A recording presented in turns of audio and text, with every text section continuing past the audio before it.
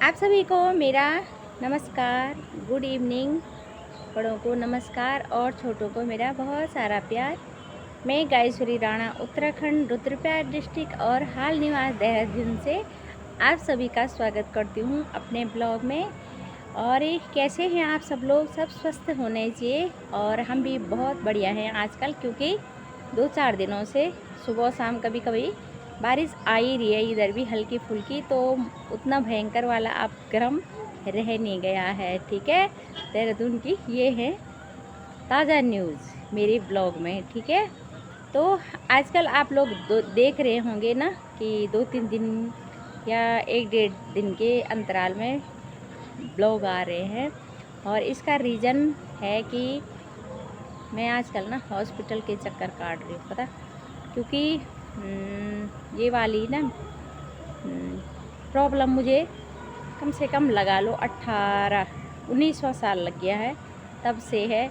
और जैसे जैसे बोलते हैं ना कि बुढ़ापा आता है तो खून कम होने लगता है, तो जो भी जवानी का खुमार था वो चले गया।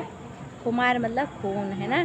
तो अब बुढ़ापे में तो जहाँ जो कमी पेशी जवानी में रह गई होंगी वो अभी उजागर होंगी, है ना। तो हाँ, तो मैं बता रही थी ना आपको कि मैं आजकल हॉस्पिटल के चक्कर काट रही हूँ।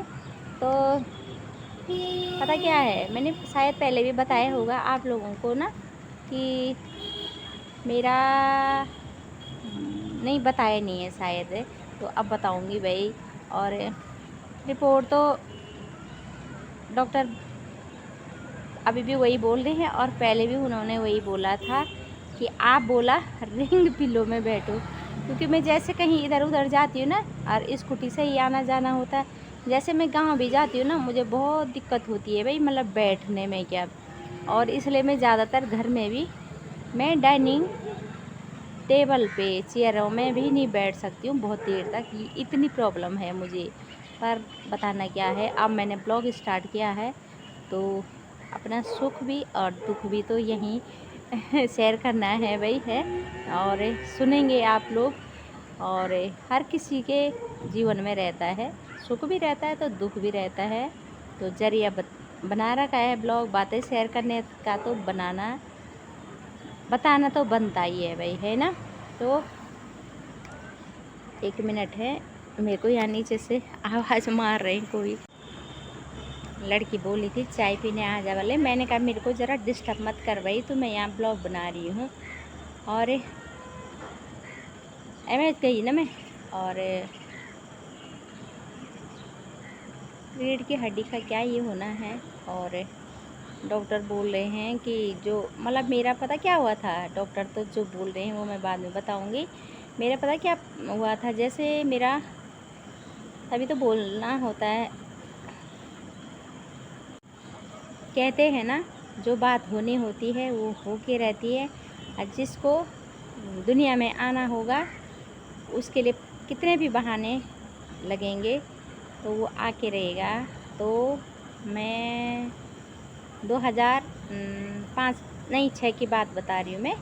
तो मेरा पेट में मेरा बेटा था है, और मैं फिसल गई थी वही छत में बेटा था तो वो तो बाद में पता चल रहा है ना जब हो गया था, लेकिन तब क्या पता था कि। और मैं फिसल गई, मैं इतनी भयंकर फिसली ना। एक तो मैं लंबी चौड़ी भी हूँ, और मेरे को जहाँ पे लगता है ना कि मैं फिसल जाऊँगी तो मैंने फिसलना है। लोग कैसे चलते हैं ना, धड़क धड़क, मैं फिसलती हूँ भाई, पता नहीं क्या है।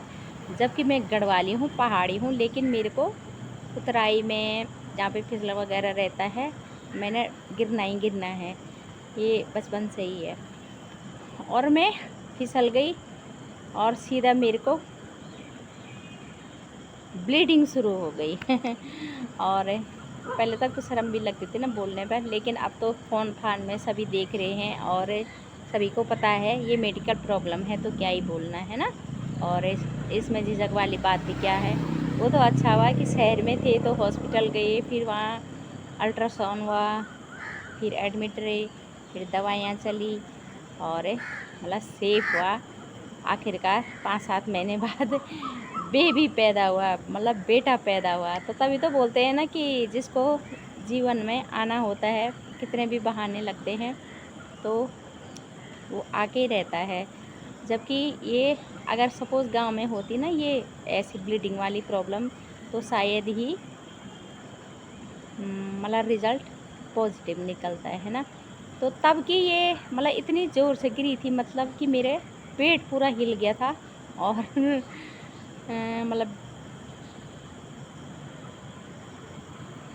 चोट का पता चला नहीं। और अब जैसे ही 2-4 साल हुए, 1-2 साल तक तो छोटे बच्चे थे, 3 बच्चे, एक स्कूल वाला, मेरे बेटी दूसरी वाली में और बेटे में ना 1.5 साल का अंतर है। तो कहाँ दिक्कत, कहाँ दर्द महसूस होना था ना बच्चों को बड़ा करने में। इतने कोई गोदी वाले, कोई स्कूल वाले, कोई वो चलने वाले, है ना। तो वो वाला दर्द ना धीरे धीरे, जब मैं शाहजहाँपुर गई वहाँ से शायद 2008-9 में, तो वहाँ पता चलने लग गया था मेरे को।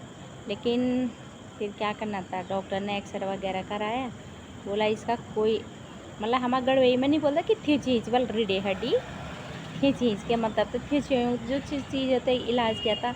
क्योंकि वो वहाँ पे तो प्लास्टर तो लगता नहीं है, रीढ़ की हड्डी यहाँ पीछे जहाँ से स्टार्ट होती है हिप से ऊपर। तो डॉक्टर ने मेरे को बोला था आपको ज़िंदगी भर रिंग पिल्लो में बैठना है। कबड्डी लन में तक खखली कान बैन सुई और बहाने थे पिछवाड़ा पर, है ना। तो और स्कूटी में नहीं जाना है बोला। और लेकिन स्कूटी में नहीं जाएंगे तो खाएंगे क्या, और बैठना बिल्कुल भी नहीं है, बैठोगे तो रिंग पिलो, तो कहाँ कहाँ ले जाना वो रिंग पिलो।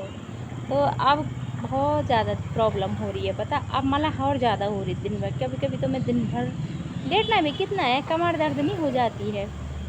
तो इसलिए जा रही मैं आजकल कि दवाइयाँ खानी है, क्योंकि ज़्यादा हो रहा है ना, और दवाई से थोड़ा सा दर्द कम हो जाता है। और टोनी पड़नी है भाई कमर में, मतलब कभी मैंने इस वाले तरफ बैठना है और कभी इस वाले तरफ। अभी भी मैं यहाँ पे चेयर में बैठ रखी हूँ ना, तो मैंने एक कुशन में बैठ रखी हूँ मैं, कभी इधर वाले इसमें, कभी उधर वाले में, तिरछे में बैठना है। लोगों के यहाँ पे भी जाना है तो कैसे बैठना है ना। तभी तो मैं कीर्तन में ज़रा कम जाती हूँ, और लोग नाराज़ भी होते हैं। लेकिन किस किस को बताना है कि मेरे को क्या प्रॉब्लम है, कोई सुनने को तैयार नहीं रहता, कोई समझने को तैयार नहीं रहता है। तो ये प्रॉब्लम है भाई, और बहुत दिक्कत हो रही है, कौड़ी पड़नी है क्या कमर में। तो अब मैं जाती हूँ दूध लेने, और पीछे मेरे पीछे देखो नज़ारे कितने सुंदर दिखाई दे रहे हैं ना। तो अब मैं जरा दूध लेके आती हूँ, फिर देखते हैं, ठीक है। ये यहाँ से मसूरी दिख रहा है बल है।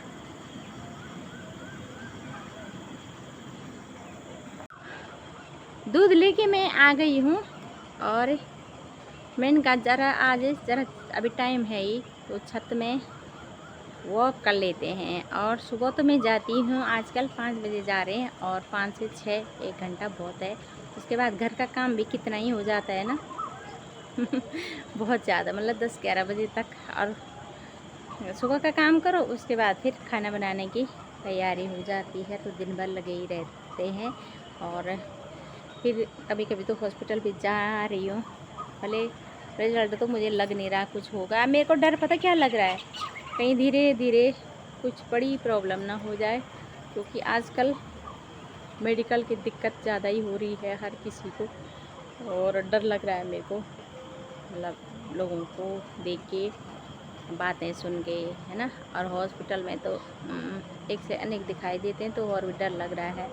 देखते हैं कि क्या होता है। उससे अच्छा तो दर्द ही सही लेकिन कुछ बड़ी प्रॉब्लम ना हो जाए, है ना। कभी कभी तो बहुत ज़्यादा दर्द होता है। और मैं ब्लॉग को अभी यहीं पे समाप्त करने की इजाज़त चाहूँगी आप सभी से।